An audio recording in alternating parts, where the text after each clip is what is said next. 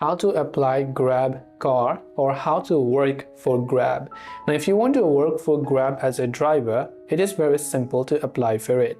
First, you must download the Grab driver or app for partners application that you can see here. After you've done that, you can simply open the Grab driver application, and this is the type of interface that you will see.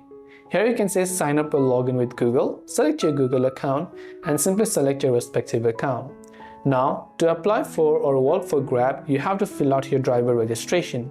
So, you must tell first about yourself, like your first name, your last name and so on. You must also enter your mobile number right here. Once you've done that, you can simply enter the city, and once you've entered the city, you'll be able to agree to the terms and conditions, and from there you should be able to go ahead and then basically register for Grab driver and start working for Grab. It may also ask you for vehicle registration and other info, so you might want to provide that as well before you try to fill out the form.